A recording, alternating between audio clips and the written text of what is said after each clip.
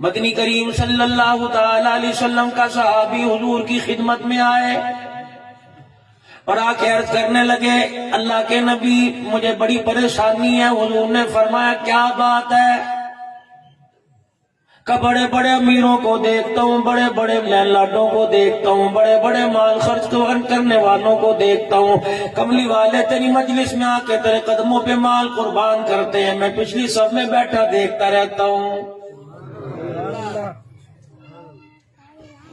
یہ ان لوگوں کے لیے عرض کر رہا ہوں اگر مدرسے کے لیے کہا جائے دو سو روپے دے دو، 500 روپے دو، کہیں تو پڑھ کے 5,000 لکھوائیں گے اور کئی لوگ میرے عزیزوں سر جھکا کے بیٹھ جائیں گے۔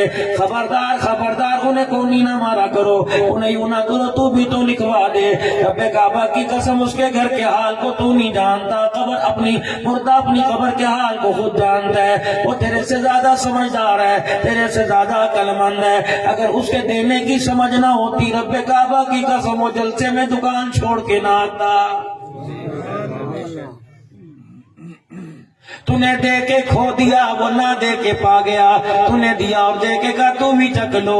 اس نے کہا یار بیٹھ جا، کتنے لے کے جاویں گا اتنا مال؟ اس اللہ اکبر، اس نے دل میں اپنی شرمندگی کو ظاہر کر دیا اور کہا تجھے کیا پتا 4 بچیاں میری بیٹھی ہوئی ہیں، تجھے کیا پتا گھر کے اندر میرے آٹا کوئی نہیں، تجھے کیا پتا بجلی کا بل آ گیا 2 دن اوپر ہو گئے۔ اللہ اکبر، 10 روپے 100 روپے کی اوقات کوئی نہیں تھی، میں دے دیتا، لیکن اس نے تجھے شرمندہ کیا۔ اس نے اللہ جل شانہ کو رو کے دکھایا، اس کی شرمندگی پر، اس کے رونے پر اللہ نے جنت کا دروازہ کھول دیا اور تیرے شرمندہ کرنے پہ جنت کا دروازہ بند کر کے جہنم کا دروازہ کھول دیا۔ اتنی دیر لگی بھائی، 1 منٹ لگا، 1 منٹ۔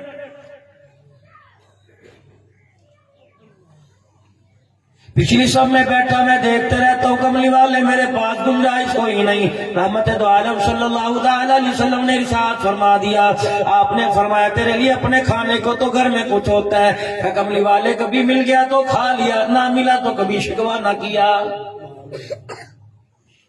لئن شکرتم لازیدنکم، اگر تم پروردگار عالم کی نعمتوں کا شکر ادا کرو گے، کھاتے کھاتے پہنتے پہنتے اوڑھتے اوڑھتے تھک جاؤ گے، نعمتیں ختم نہیں ہوں گی۔ وَلَئِن کَفَرْتُمْ، جہاں تم نے کفران نعمت کیا در در کا محتاج بنا دوں گا، موت ایسی حالت میں آئے گی کلمہ بھی نصیب نہیں ہوگا۔ خدمت میں آئے کہ جی میں کیا کروں؟ آپ نے فرمایا گھر کے اندر روٹی پانی ہے، کبھی کا 1 بندے کا، کبھی 2 بندے کا، کبھی گھر والی کا، کبھی اکیلے کا۔ حضور نے فرمایا تیرے گھر میں کچھ چیز ہے، یا رسول اللہ 1 روٹی تو گھر میں چھوڑ کے آیا تھا، کیا بنا ہوگا؟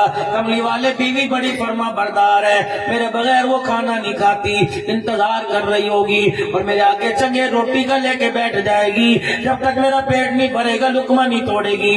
رحمت والے نبی نے فرمایا ان لوگوں کے برابر پہنچنا چاہتا ہے جنہوں نے اللہ کے راستے کے اندر اونٹ سامان سے بھرے وہ اونٹ دے دیے، جنہوں نے خچر گھوڑے دے دیے۔